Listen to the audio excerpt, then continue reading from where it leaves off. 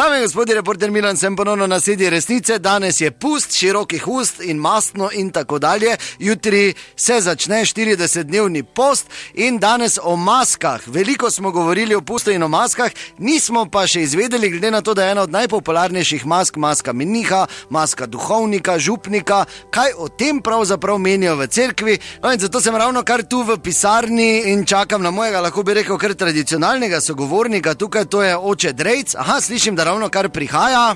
Dober dan, Drejc. Ja, dober dan, Bog s tabo.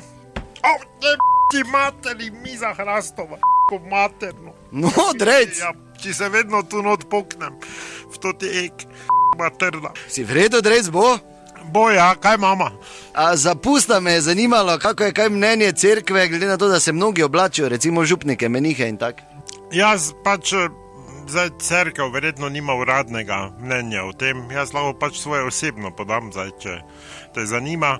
V bistvu, jaz nimam absolutno nič proti, ne. Mislim, ne gledam župnikov, kaplanov in drugih moških likov, rad pa nune pogledam, sploh če so pač primerne dnevu, ne, ker pust je vseeno veseli dan, to je dan noči in tudi cerkev mora to tako imati, ne pa resno, ne, in nune so ena taka, bom rekel, gledljiva skupinska maska, ne.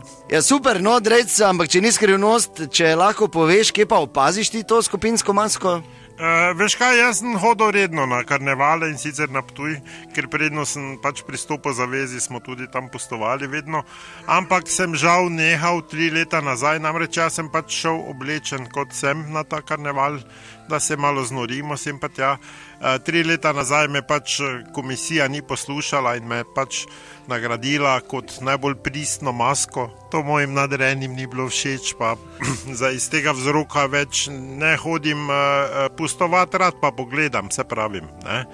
Župnik kaplan, to je tak bolj pusta maska, nune pa so dobrodošle, ne, tak sploh v skupini. Dober dan, pardon. Ja, nič kar, izvolite, ja. Oče Drejc za spoved, sem jaz prišel? Ja, Simon, se vsaki dan malo počakati, ker... V službo, moram se spovedati. Ja, pol pa daj ma čakaj. Ja, pa ni, moram jaz iti ven? Ne, ker je vsakodnevna spoved, to zdaj sicer zaveza drugače govori, ampak jaz si to razlagam, da zdaj pač to ni več taki grehče. Ja, povej, kakvi so bili grehi iz včeraj na danes? Ja, ne, bizo so eni, ko jih še nisem povedal. No, poslušam. Enkrat sem sam doma ostal z sestro od moje. Ja. Te smo se nekaj malo menila tak, pol smo se zagovorila. Ja. Te sem jo pa kresno. Joj, Simon, to pa je veliki greh. Ja, še imam. Še? Enkrat sem pa z taščo ostal sam doma. Aha. Te pa smo se malo menila, pa smo se zagovorila. Ja. Te pa sem jo kresno, pol. Joj, Simon, to so pa veliki grehi. Imam še. Še?